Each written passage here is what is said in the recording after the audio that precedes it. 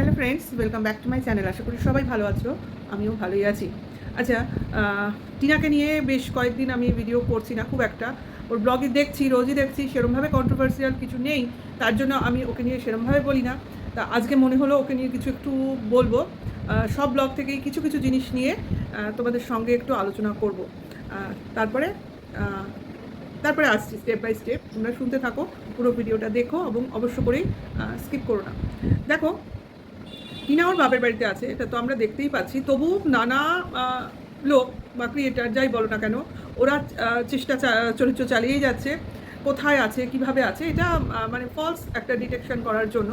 কিন্তু দেখো, যদি এদের কাছে প্রমাণ থাকতো না, এরা ওই বলতো না যে আছে কিন্তু দেখাতে পারবো না, পরে দেখাবো, সময় সুযোগ হলে দেখাবো, এই কথাগুলো মোটেও বলতো না। অন্তত বিশেষ করে ওই বাংলাদেশের কুলাঙ্গারটা তো বলতোই না। কেউ না দেখাক, ও দেখিয়ে দিত। কারণ ওর তো মনে প্রাণে ভয় নেই, কারণ ওভাবে আমি অন্য জায়গায় আছি, কাজে আমাকে কে ধরবে। আর সেই ব্যাপারটাও অনেকটা লেন্দি, তার জন্য এতটা সাহস বা যেটাই বলো না ওর মধ্যে রয়েছে। কাজেই এর থেকে তোমরা একটা ধারণা করেই নাও যে কথাগুলো বলা হচ্ছে বা রটানোর চেষ্টা করা হচ্ছে, সেটা পুরোপুরি এদের মন গড়া কাহিনী এবং একটা ভাওতাবাজি, সময় কাটানো। এই সময় কি নিয়ে কন্ট্রোভার্সি করবো তার জন্য একটা কন্টেন্ট বানানো, এবং এরা এতদিন ধরে যা যা বলে এসছে সেগুলোকে কায়েম রাখা, এইগুলোরই মানে চেষ্টা চরিত্র করা হচ্ছে। ইতিমধ্যে একটা জিনিস নিশ্চয়ই তোমরা খেয়াল করেছো, আমাদের কিমা রানী সেই ওর পেটেন্ট গামলা বড়াটা কিন্তু ছেড়ে দিয়েছে। এখন একটা অন্য নামে ডাকে, সেটা নিশ্চয়ই তোমাদের শোনা হয়ে গেছে, ওকে টেপি বলে ডাকে। তাহলে বুঝতেই পারছো কোথাও থেকে হয়তো একটুখানি ধাতানি খেয়েছে যে এটা কি, বা এই ধরনের নাম দিয়ে কাউকে আপনার নিচু করার অধিকার কে দিয়েছে, এই ধরনের কথা বলতেই পারে। হ্যাঁ দেখো, ও না হয় প্রশাসনের কাছ থেকে ধাক্কা খেয়েছে, অ্যাকচুয়ালি আমরাও রঞ্জিতকে একটু অন্য নামে ডাকলে সেটা ডাকা কিন্তু উচিত না। হ্যাঁ, নামের বিকৃত করা মানে হচ্ছে তার মানে বাজে অর্থ করা, এটা ঠিক না। নামটাকে ডাইরেক্ট বলা যাবে না, তার জন্য নামটাকে একটু ঘুরিয়ে পেঁচিয়ে বলা, এইটা। তা এই ধরনের মানে দোষে আমিও দোষী ছিলাম। আমি রঞ্দীপকে অনেকভাবে ডেকেছি, কিন্তু সেটা ডাকা আমার উচিত হয়নি, যেহেতু ভেতরের একটা রাগ টিনার প্রতি এত অন্যায়, এত অবিচার যেটাই বলো না কেন করছিল, যেটাকে দেখে আমার খুব নোংরা লেগেছে বা নোংরামি মনে হয়েছে যে নিজের স্ত্রীর নামে কেউ কী করে এতটাও মানে বলতে পারে, তার প্রতি কি এতটুকু সামান্যতম দুবিন্দুও সহানুভূতি নেই, এইগুলো মনে হয়েছে। কাউকে আমার ভালো নাও লাগতে পারে, কারোর সাথে আমি নাও থাকতে পারি, তার সঙ্গে আমার রিলেশন নাও থাকতে পারে, তার মানে কি তাকে আমি দুর্নাম করব? আমি তার সঙ্গে আর সম্পর্ক রাখবো না, এটা হলো আমার, বা আমি মনে করি ম্যাক্সিমাম লোকের এই নীতিটাতেই হওয়া ভালো। কারণ যাকে পছন্দ করছি না, যার সঙ্গে থাকবো না, যার সঙ্গে আমার ভবিষ্যতে রিলেশন রাখার কোনো ইচ্ছেই নেই, তাহলে তার নাম কেন আমি প্রতিটা ব্লগিংয়ে, প্রতিটা ভিডিওতে আনার চেষ্টা করব, বা আমার যারা বন্ধুবান্ধব আছে তাদেরই বা বলতে দেব? ঠিক আছে, এই জিনিসগুলোর ওপর আমার ওর ওপর একটু রাগ হয়েছিল, তার থেকে ওইসব নামে আমি ডেকেছিলাম। কিন্তু পরবর্তীকালে বিশেষ করো আমার ভিউয়ার্সরাই আমাকে হয়তো বলেছিল, ঠিক মনে নেই কে বলেছিল, অনেক দিন আগে, যে আপনি এই নামে ডাকেন, এটা না ভালো দেখায় না। আমি শুনেছি, আমি চেঞ্জ করে দিয়েছি। কারণ যেটা মনে হবে যে এটা করা যায়, তো সেটা আমি করে ফেলি। কিন্তু তারপরেও অনেক লোক অনেকভাবে আমাকে চেষ্টা করেছে টিনার সাইড থেকে সরিয়ে দেওয়ার, মানে টিনার হয়ে না বলার বা করার।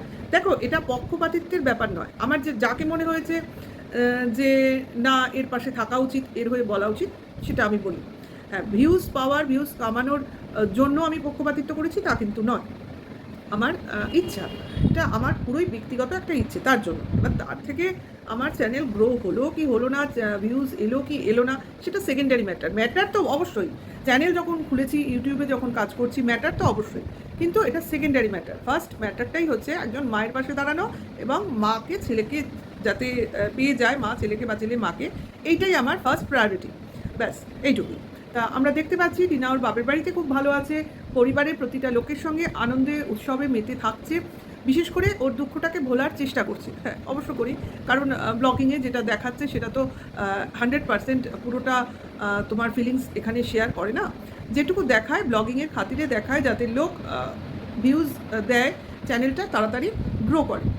দেখতেই পাচ্ছ আজকে 75-এর চ্যানেল হয়েই গেছে, 1 বছরও হয়নি, তাহলে বুঝতেই পারছো চ্যানেলটা গ্রো করছে। এবং আরও ও যদি সেই রকম খাটাখাটনি করতো, তাহলে এতক্ষণে হয়তো চ্যানেলটা লাখে পৌঁছে যেত।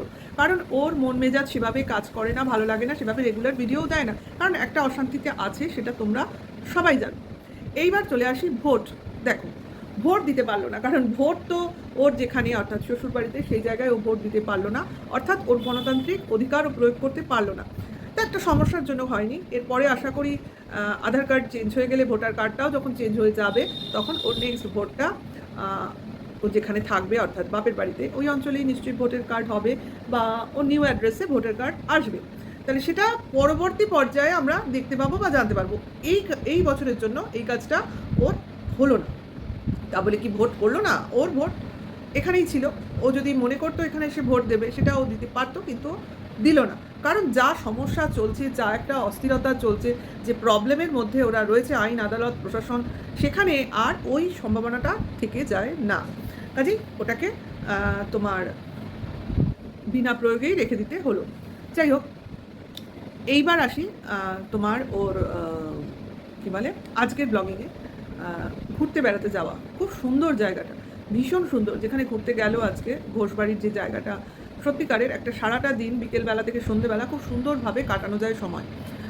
ওই সব জায়গা খুবই ভালো। ওই টাকি অঞ্চলে ঘোরার খুব সুন্দর জায়গা আছে আমরা জানি, কিন্তু আমার কোনো দিন সৌভাগ্য হয়নি ওই জায়গায় গিয়ে ঘুরবো। যাই হোক, যদি ভবিষ্যতে কোনো সময় কোনো রকম সম্ভাবনা হয়েছে বা সুযোগ পেয়েছি তাহলে অবশ্যই ঘুরতে যাব। জায়গাটা ভীষণই সুন্দর এবং খুব সুন্দরভাবে এক্সপ্লোর করেছে জায়গাটাকে, এবং টোটালি একটা ফ্যামিলি পিকনিক বা ফ্যামিলি গেট টুগেদার বলবো না, ফ্যামিলি আউটিংসের একটা ভালো জায়গা। ওসব জায়গায় অনেকেই পিকনিক করতে যায়, ঘুরতে যায় শীতকালে, এইটুকু জানি, কিন্তু দেখিনি কোনো দিন। তো আজকে ওর ব্লগিংয়ের জন্য জিনিসটা জায়গাটার সম্বন্ধে একটা অভিজ্ঞতা জন্মালো। আচ্ছা, এইবার চলে আসি ঢেপির কথা। ঢেপিকে তোমরা মোটামুটি সবাই চেনো। ও খুব ব্যস্ত হয়ে পড়েছে টিনার বিয়ে দেওয়ার জন্য। মানে দুদিন আগের ব্লগিং এটা, আমি এটা নিয়ে বলার মানে ভেবে রেখেছিলাম, বলার এখনও সেরকমভাবে সুযোগ পাইনি বা ইচ্ছা করেনি বলে বলিনি। তা আজকে মনে হলো এবার এটাকে নিয়ে কিছু বলা উচিত। তা বিয়ে নিয়ে ব্যস্ত হয়ে উঠেছে। এতদিন তো এস সরকারের সঙ্গে বিয়ে দিয়েই দিয়েছিল। তা এখন যখন দেখছে সেই জায়গাটা ঠিক কাজ করছে না, তো তারপরে শুরু হলো সমাজসেবক দাদাকে নিয়ে কথা। সেটাও যখন সেভাবে লোকজন খাচ্ছে না, শুরু হয়ে গেল সোনাই কাকার সঙ্গে বিয়ে দেওয়ার ব্যাপারটা। কেন সোনাই কাকার সাথে বিয়ে দেওয়া হলো না? ভাই, কারুকে বিয়ে দেওয়ার জন্য এত ব্যস্ততা কেন? ওদিকে তো ওদের দিকে টন্দীপও বসে রয়েছে, তার বিয়ের ব্যবস্থা করুক না। সে এখন একা রয়েছে, একা একা আকাশের চাঁদ দেখছে, তারা দেখছে, তাহলে তার বিয়ের ব্যবস্থা করুক। তার তো লোকজনের অভাব মনে হচ্ছে। তা টিনার তো সেরকম লোকজনের অভাব হয়নি। সে এখন তার ছেলেকে পাওয়ার জন্য ব্যস্ত হয়ে উঠেছে, বিয়ের জন্য ব্যস্ত হয়ে ওঠেনি। তাহলে তার বিয়েটা কেন দেওয়া হয়নি, কেন করা হয়নি? এই ধরনের জিজ্ঞাসা কি আউটার সাইডের কোনো লোক করতে পারে উইদাউট কজ? কেন তার বাবা মা তার সঙ্গে বিয়ে দিল না? সেটা তার বাবা মার ব্যক্তিগত ব্যাপার, কেন দিল না? অন্য কারোর সাথে কেন দিল? এগুলো তার বাবা মা চিন্তা করেছে, তার বাবা মা দিয়েছে। আমাদের মতে তো টিনার বিয়ে দিলই বা কেন? এইরকম ফ্যামিলিতে দিল কেন? ফার্স্ট ওরা জানবে কী করে ফ্যামিলি কীরকম? তবু খোঁজ নেওয়া উচিত ছিল। যেই ফ্যামিলিতে সেই ফ্যামিলির প্রথম সন্তানের স্থান হয় না, সেই ফ্যামিলিতে বিয়ে দেওয়ার কোনো মানেই হয় না, এক নম্বর। দ্বিতীয়, ওই বয়স, টিনার ওই বয়সটা মোটেও বিয়ের বয়স নয়। যেই বয়সে বিয়ে দিতে কোনো শিক্ষিত বাবা মাই রাজি হবে না, ঠিক কিনা? যেখানে ওর বাবা একজন পুলিশে জব করে, তাহলে সেই ভদ্রলোক বা সেই ভদ্রমহিলা বা টিনার ঠাকুমা কী করে রাজি হলেন এই এত অল্প বয়সে তাদের একমাত্র নাতনি বা একমাত্র মেয়ের অত এজ মানে গ্যাপের একটা ছেলের সাথে বিয়ে দিতে? এ তো মানসিক অবস্থারই কোনো মিল হয় না। একটা বেশি এজ হলে, এজ গ্যাপ বেশি হলে দুজনের মনের মিল হওয়াটা খুব মুশকিল, ডমিনেটিং ব্যাপারটা বেশি হয়। কী করে রাজি হলো? তারপরে আবার বাড়িতে ফ্যামিলি মেম্বার কম, একটা গ্রামের অঞ্চলে বাড়ি, ও যেরকম লোকজনের মধ্যে থেকে অভ্যস্ত, সেখানে ওই এক নির্বান্ধ পুরীতে কীভাবে একটা মেয়ে কীভাবে সারভাইভ করতে পারে? এটা আমার মতামত, এখনকার ওদের ভিডিও দেখে মতামত মনে হয়েছে। তা এটা মতামতটা কেন দিচ্ছি, ওর এতদিনের ব্লগিং দেখো, আমি হয়তো প্রথম থেকে দেখিনি, কিন্তু আমি এখন মাঝে মাঝে কিন্তু পুরনো ব্লগিংগুলো দেখি কেন? এখনকার পরিস্থিতি যে তৈরি হয়েছে সেটার সঙ্গে পুরনো পরিস্থিতির একটা তুলনা করি, যে কি হয়েছে, কেন এই পরিস্থিতিটা তো একদিনে তৈরি হয়নি, এক একটা ঘটনার উপর কেন্দ্র করে তৈরি হয়েছে। আমি ওদের ব্লগিং যতগুলো দেখলাম এর আগে, 2 বছর আগের অবধি কয়েকটা ব্লগিং দেখলাম, তাতে আমার কোনো জায়গায় মনে হয়নি যে টিনা ভীষণ খুশি ছিল ওই সংসারে, একটুও মনে হয়নি। এবং প্রতিটা ব্লগিংয়ে ওর শাশুড়ির ইনভলভমেন্ট, প্রতিটা কাজে ওর শাশুড়ির ডাকখোঁজ।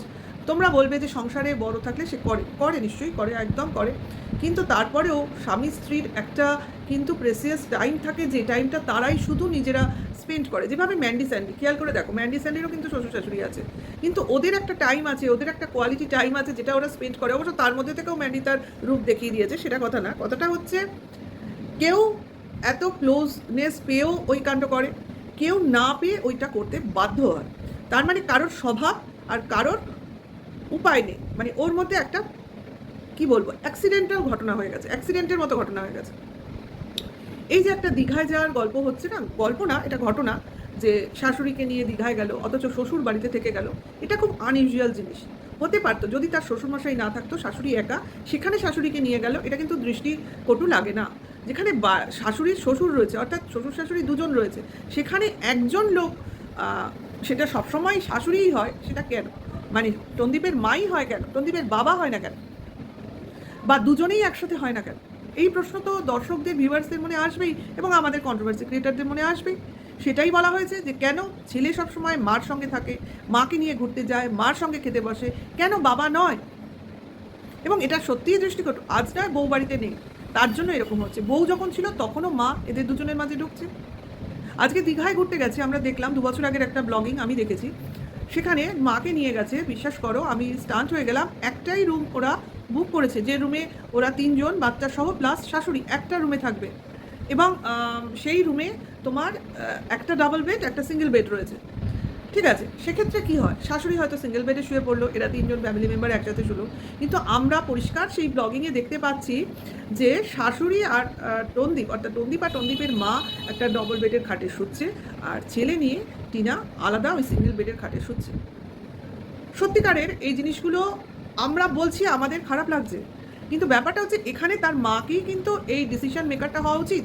তোমরা স্বামী স্ত্রী ছেলেকে নিয়ে একটা বেডে শো, আমি মা মানুষ, আমি সিঙ্গেল বেডে শুয়ে পড়ছি, এটাই তো হওয়া উচিত।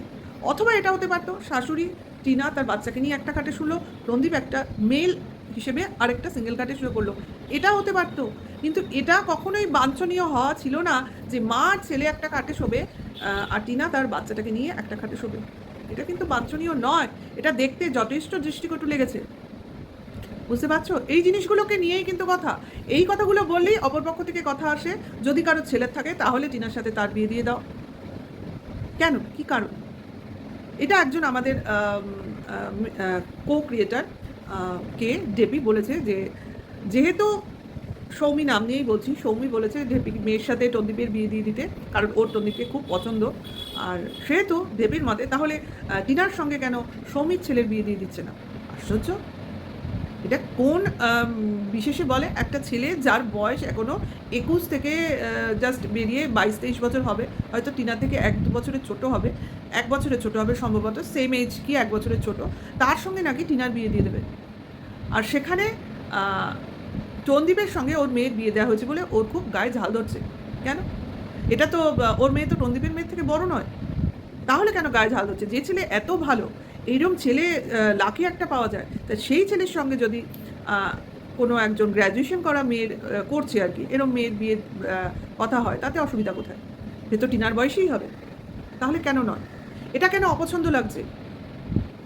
কারোর ছেলে থাকলেই সে টিনার সাথে বিয়ে দেবে, কারোর মেয়ে থাকলেই টন্দীপের সঙ্গে বিয়ে দেবে। অ্যাকচুয়ালি এই যে কথাগুলো হয়, এগুলো আমাকেও শুনতে হয়।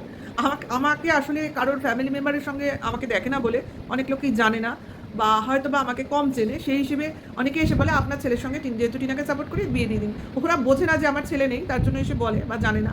পরে যখন জানতে পারে মেয়ে, তখন বলে আপনার মেয়েকে ওই রকম কী বলে, আপনার মেয়েও হয়তো টিনার মতোই হবে, তখন আবার উল্টো ঘুরে যায়।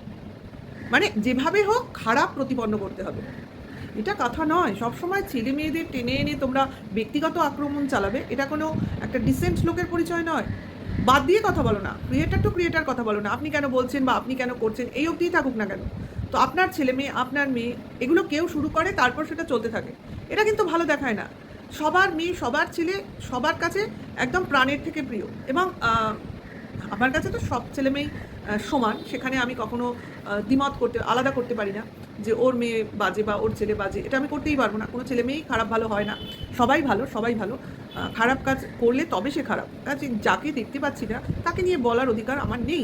আর তার মায় বা বাবার ব্লগিং, সেখানে তার ছেলে মেয়ে কেন ঢুকবে? এই যে আক্রমণগুলো চালানো হচ্ছে, এগুলো ঠিক জিনিস না। কিন্তু দেবীর একটাই দোষ, সবসময় নিজেকে উচ্চশী করে তোলার জন্য কাউকে নিচু করাটা ওর একটা স্বভাবে দাঁড়িয়ে গেছে, এবং সেইটা করতে গিয়ে ও নানাভাবে আক্রমণ করতে শুরু করে। বিশেষ করে সৌমিকে আক্রমণ করা এখন খুব প্রচণ্ডভাবেই শুরু করেছে, অনেকেই করছে দেখতে পাচ্ছি, কিন্তু করে কোনো লাভ হবে না, কারণ অন্যায় না করলে ওই আক্রমণটা আক্রমণই থেকে যাবে। একদিকে এই ধরনের আক্রমণ করা ভালো, এতে প্রচার হয় এবং ওর কন্ট্রোভার্সি কেরিয়ারটা গ্রো করবে, এটাও সঠিক। কাজে এতে রাগ করার কিছু নেই, সৌমির হয়তো রাগ করবে, ওর নেচার এটা, কিন্তু আমি বলবো এটাকে বাদ দিয়েই ওর এগিয়ে যাওয়া উচিত, ইগনোর করেই এগিয়ে যাওয়া উচিত, কারণ কেউ বললে কোনো কিছু হয়ে যায় না, ঠিক আছে?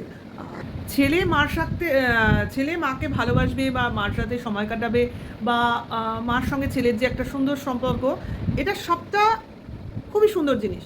যেমন একটা বাবা মেয়ের একটা সম্পর্ক থাকে না, আমরা জানি কিন্তু সব বাবারই খুব আদরের হয় তার মেয়ে, বা মায়েরা ছেলেদের ভালোবাসে, এরকম একটা ব্যাপার হয়, আবার উল্টোটাও হয়, সেটা কথা না। কথাটা হচ্ছে এই যে একটা বন্ডিং, এটা না একটা সময় অবধি ভালো লাগে। আমি বলছি, যেমন মনে করো আমি ওই সব মা ছেলের গল্পে থাকছি না, একটা মা মেয়ের গল্পের মধ্যে আমি আসছি, শোনো। আমার আমার আর আমার মেয়ের গল্প। আমার মেয়ে তো অসম্ভব ভালোবাসে আমাকে এখন অবধি, মানে পড়াশুনোর যে সময়টা চলছে, এরপরে আসবে চাকরির সময়, তারপরে একটা সময় আসবে তোমার ও যখন বিয়ে হবে। তা দেখো, এই যে সময়, এই যে বয়স, এর সঙ্গে সঙ্গে কিন্তু ভালোবাসাটা চেঞ্জ হয়ে যায়। এখন যেমন ও আসে আমার কাছে, যখন আসে বাড়িতে আমার সঙ্গে থাকে, আমার সঙ্গে সবসময় সময় কাটায়, আমার সঙ্গে ঘুমায়, হ্যাঁ, এখনও স্টিল নাও, বিশ্বাস করবে না, ওকে আমি এত বছর অবধি আলাদা শোয়াতে পারিনি, আমাদের সঙ্গেই শোবে। ওর বাবা এক পাশে, আমি মাঝখানে, এক পাশে ও, এরমভাবে শুই, মানে একসাথে তিনজনে শোবো। এরম নয় যে শুধু মার সাথে শোবো, তা না, বাবাও থাকতে হবে, হ্যাঁ, এরমভাবে শোবো। এটা আমি আমার খুব একটা পার্সোনাল জিনিস তোমাদের সঙ্গে শেয়ার করছি। তা এই যে জিনিসটা, এটা কিন্তু একটা বয়স অবধিই মানায়, হ্যাঁ। এখন যেহেতু ওর মানে বাচ্চা ব্যাপারটা সেভাবে কাটেনি, পড়াশোনার মধ্যে রয়েছে, এরপর যখন চাকরি জীবনে আসবে তখন হয়তো অন্য জায়গায় থাকতে হতে পারে, যেহেতু ওদের হসপিটালের জব, ওরা হয়তো কোয়ার্টারে থাকবে। সেখানে আমরা বাড়ি ছেড়ে, আমার তো অনেক রকম দায়িত্ব আছে, মানে আমার মার দায়িত্ব একটা বিশাল দায়িত্ব, কাজে আমি হয়তো সেভাবে, বা আমার হাজব্যান্ড তো আমাকে ছাড়া যাবে না, কাজে কেউ গিয়ে ওর কোয়ার্টারে থাকা সম্ভব হয়তো হবে না, হ্যাঁ, মাঝে মাঝে যাতায়াত চলবে, এই অবধি। এইবার মনে করো ওর যখন বিয়ে হবে, তো বিয়ের পরও কি ও এসে আমাদের সঙ্গে শোবে? তা তো নয়, এটা খুব একটা পার্সোনাল জিনিস তোমাদের সঙ্গে শেয়ার করছি। দেখো, ওর যখন বিয়ে হবে, ও হাজব্যান্ড নিয়ে আমাদের আসবে, তখন নিশ্চয়ই আমরা একই সঙ্গে শোবো না, সে যতই হোক। তখন কি হবে, ও হাজব্যান্ড আর ও একটা আলাদা ঘর স্পেয়ার করবে, আমরা আলাদা। তাহলে এই যে একটা রিলেশনের মধ্যে সময় এসে দুটো সম্পর্ককে একটা সুন্দর একটা শেপ দেয়, সেই জিনিসটা কিন্তু সবার মধ্যে থাকা দরকার। মানে আজকে বিয়ের আগে আমার সঙ্গে আমার ছেলেমেয়ের যে সম্পর্কটা থাকবে, বিয়ের পর সেই সম্পর্কটা থেকে গেলেও তার একটা রূপ বদল হবে, টান কোনোদিনও চেঞ্জ হবে না, বা ভালোবাসা কোনোদিনও চেঞ্জ হবে না, কিন্তু একটা সীমা থাকবে, সেই সীমাটাকে আমার বুঝতে হবে। বুঝতে পারছো? আমি বোঝাতে পারছি নিশ্চয়ই, যে আমার তখন বুঝতে হবে আমার মেয়েটা কিন্তু তখন আমার জামাইয়ের হয়ে গেছে, তাদের একটা সংসার তৈরি হয়েছে, তারা একটা আলাদা সময়, একটা আলাদা স্পেস তাদের দরকার, সেটা আমায় বুঝতে হবে। ঠিক সেরমভাবে আমার যদি ছেলে থাকতো, তাহলে আমাকে সেই জিনিসটা কিন্তু মেনটেন করতে হতো, যে যখন আমার ছেলের বিয়ে হবে, ছেলের বউ আসবে, তার মানে ছেলে এবং ছেলের বউয়ের কিন্তু একটা আলাদা সময়, আলাদা জায়গা, আলাদা জগৎ তৈরি হবে। সেখানে আমার জায়গাটা কিন্তু একটা মায়ের, শুধু মায়ের, যেমন আমি আমার ছেলের মা, তেমনি আমি আমার বউয়েরও শাশুড়ি মা। তাহলে আমার জায়গাটা তখন হচ্ছে একটা সম্মানের, সেখানে আমি ঢুকে আমি ওই থার্ড পার্টি হয়ে উঠতে কোনোদিনই পারবো না। যেভাবে আমি মেয়ে জামাইয়ের মধ্যে পারবো না, সেভাবে আমি ছেলের বউয়ের মধ্যেও পারবো না। এই জিনিসটা যদি প্রতিটা শাশুড়ি কি ছেলের কি মেয়ের যদি তারা নিজেরা এটাকে ঠিক করে নেয়, সেটা কিন্তু মনে হয় না ভবিষ্যতে কারোর সমস্যা হতে পারে। এক্স্যাক্টলি এই জিনিসটা টিনার মার মধ্যে দেখা যায়, দেখবে ওরা কিন্তু ছেলের বউয়ের একটা জায়গা রাখে, আবার শাশুড়ির সঙ্গেও বউয়ের খুব ভালো বন্ডিং, আবার ননদ, ভাইয়ের বউ, এরাও একসঙ্গে ঘুরতে যায়, আবার হয়তো ওই ছেলের বউও ঘুরতে যায়। কিন্তু তোমরা এখানে বলবে হয়তো অনেকে, ওই যে ওরা বাইরে ঘুরতে গেছিলো তখন ওর ভাই যেতে পারেনি, আরে ভাই তখন নিশ্চয়ই কোনো ডিউটিতে ছিল, আমরা শুনেছিলাম তখন ওই দক্ষিণেশ্বরে কোনো একটা কাজ করতো, হয়তো ও সেইভাবে ছুটি পায়নি। তাহলে এরমভাবে কখনোই সম্ভব হতো না যে ভাই বাড়িতে আছে অথচ, মানে দাদা বাড়িতে আছে অথচ সে যাবে না, এটা কিন্তু কখনো হতো না। ঠিক সেইভাবে বৌদির ভাইও কিন্তু যায়নি, বৌদির ভাইয়েরও কিন্তু যাওয়ার ইচ্ছা ছিল, কিন্তু সে যেতে পারেনি। ঠিক একইভাবে টিনার বাবাও যায়নি, কারণ তারও ডিউটি ছিল, সেও যেতে পারেনি। তাহলে বুঝতে পারছো, যখন মানুষ যায় না তখন তাদের কাজ থাকে, কিন্তু অ্যাকচুয়ালি তোমার টন্দীপের বাবা যে যায় না, টন্দীপের বাবার কিন্তু কোনো কাজ থাকে না। অ্যাকচুয়ালি উনি বাড়িতে পাহারা দেওয়ার জন্য বসে থাকেন। ঠিক আছে? আমার তো মনে হয় সব জায়গায় তোমার সিকিউরিটি গার্ড ভাড়া পাওয়া যায়। যদি আমার ইচ্ছা হয় যে আমি বাড়ির সবাইকে নিয়ে ঘুরতে যাবো, সেক্ষেত্রে কিন্তু আমি বাড়িতে সিকিউরিটি গার্ড রাখতেই পারি। আমরা বাড়িতে 12 জন মেম্বার, আমরা একসঙ্গে কিন্তু প্রচুর জায়গায় ঘুরতে গেছি। আমার ফেসবুকে সমস্ত ছবি আছে। আমরা ডুয়ার্সে গেছি, আমরা পুরীতে গেছি, আমরা মুর্শিদাবাদ গেছি, আমরা 12 জন ফ্যামিলি মেম্বার একসাথে দীঘায় গেছি, এভাবে ঘুরতে গেছি। তাহলে বাড়ি কি ফাঁকা রেখে গেছি? আমাদের বিশাল বড় বাড়ি, বুঝতেই পারছো, 12 জন ফ্যামিলি মেম্বার থাকি, তাহলে নিশ্চয়ই ছোটো বাড়ি না। কাজে সেই বাড়ি আমরা সিকিউরিটি গার্ডের আন্ডারে রেখে গেছি। তাহলে এভাবেও যাওয়া যায়, না যাওয়ার কোনো কারণ নেই। তাহলে বুঝতে পারছো, আমি বোঝাতে পারছি যে সম্পর্কটা কোন পজিশনে ছিল আর কেনই বা সম্পর্কটা আজকে এরকম ঠুনকো পর্যায়ে চলে এলো। অ্যাকচুয়ালি টিনাদের পুরনো ব্লগিং দেখে আমার এটুকুই মনে হয়েছে যে টিনা ওই সংসারে, বিশ্বাস করো, কোনোভাবেই সুখী ছিল না। আজ 2 বছর আগের ওই দীঘার ঘোড়া দেখলেই আমি বুঝতে পারি। তার ওই ব্লগটা দেখে আমি জাস্ট বলেছি ও কীভাবে ওই বছর অবধি ছেড়ে দিয়ে, আগের 3 বছর ছেড়ে দিয়ে পরের যে 2 বছর আগের ব্লগ, মানে পরের 2 বছর এখন, এই 2 বছরও সময়টা কাটালো কী করে ওখানে? কী করে কাটালো? অ্যাকচুয়ালি কাটানো যায় না। এইরকম মানে ইমোশনলেস কোনো হাজব্যান্ডের সঙ্গে সময় কাটানো কেন একটা মাস, একটা বছরও কাটানো সম্ভব না, সেখানে 5-5টা বছর।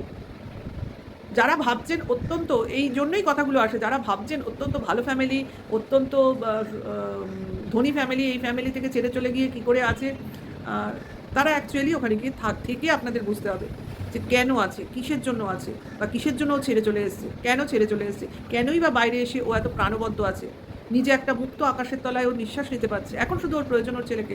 বিশ্বাস করুন, ওর না ওই বাড়ির কোনো কিছু প্রয়োজন, না ওর লোভ আছে। লোভ থাকলে তো আজকে ওখানে দাঁতে কামড়েই পড়ে থাকতো।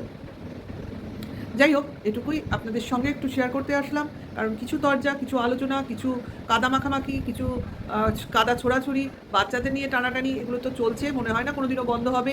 যতই বিভিন্ন সমাজসেবী এসে বা কমিশন এসে এগুলোর ওপর স্ট্যাম্প বসানোর চেষ্টা করুক, তাদের প্রভাব বা তাদের হাত এতটাও লম্বা নয় এগুলোকে পুরোপুরি বন্ধ করতে পারবে। আশা করি ভিউয়ার্সরা এখন বুঝতেই পারছে। কাজেই ভিডিওটা আমি এখানেই শেষ করছি। নেক্সট ভিডিও ওয়েট করো। এখনকার জন্য টাটা, বাই। ভালো লাগলে লাইক কমেন্টস করো।